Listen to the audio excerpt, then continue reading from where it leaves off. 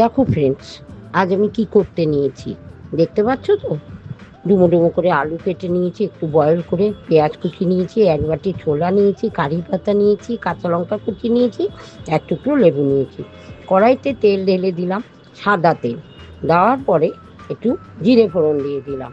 দেওয়ার পরে জিরেটা একটু ভাজা ভাজা হয়ে গেল পরে দিয়ে দিলাম, ভালো করে একটু ভেজে নিয়ে তারপর দিয়ে দিলাম কারি পাতা।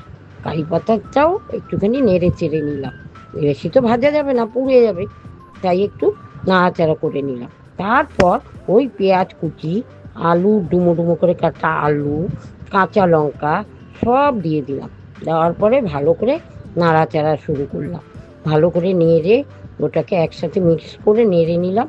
নেওয়ার পরে তারপর ভালো করে নাড়তে হবে, কিন্তু বয়েল করা আছে যদিও আলুটা, কিন্তু পেঁয়াজ আছে, কারি পাতা আছে, ওগুলোকে ভালো করে নেড়ে চেড়ে নিয়ে তারপর ওর মধ্যে আমি দিয়ে দেবো। এবার তোমরা দেখো, ছোলাটাকে দিয়ে দিলাম। ছোলাটা দেওয়ার পরে আবার ছোলার সাথে ওগুলো নাড়াচাড়া করে নিলাম। নাড়াচাড়া করতে করতে তারপরে এবার আমি কি দেবো তোমরা দেখো, কি কি মশলা ব্যবহার করছি। আচ্ছা, আগে বলে নিই, এটা কিন্তু রুটি দিয়ে খেলে বেশি ভালো লাগবে, কারণ এটা একটা ছোলার সবজি, কারি পাতা সবজি। এটার নাম দিয়েছি কারি পাতা ছোলা। তারপর আমি আস্তে আস্তে গুঁড়ো মশলা দিয়ে দিলাম। আচ্ছা, তার আগে আমি একটু দেখে নিলাম আলুগুলো ভালো সিদ্ধ হয়েছে কিনা। সিদ্ধ তো হবেই, যেহেতু যেহেতু এটা ছিল, বয়েল করা ছিল, অসুবিধা কিছু নেই।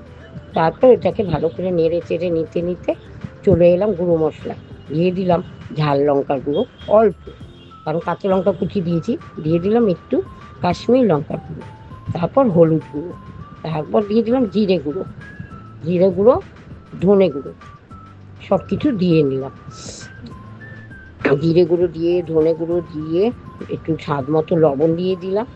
দিয়ে আবার ভালো করে নাড়াচাড়া করে নিলাম।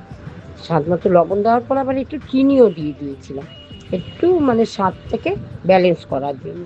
তারপর নাড়াচাড়া করে একটু জল দিয়ে দিলাম, লেবুর রস দিয়ে দিয়েছি। কিন্তু একটু লেবুর রসটা কেন দিলাম? টেস্টের জন্য, বেশ ভালো লাগবে, একটু টক টক লাগবে খেতে। এইভাবে আমি ছোলার একটা কারি পাতা ছোলা করে নিলাম। রুটি দিয়ে তো ব্যাপক লাগবে খেতে, মুড়ি দিয়েও কিন্তু ভালো লাগে। গ্রামের দিকে দেখবে ঘুগনি দিয়ে, ছোলার তরকারি দিয়ে খুব মুড়ি খায়, তাই আমি এটা মুড়ি এবং রুটি দুটোতেই ভালো লাগবে, সেইভাবেই করেছি। তারপর প্লেটিং করে নিয়ে আমরা সার্ভ করে নিয়ে সবাই খেলাম, খুব ভালো লাগলো। আমার ভিডিও দেখতে হলে আমার ভিডিওতে চোখ রেখো চ্যানেলে।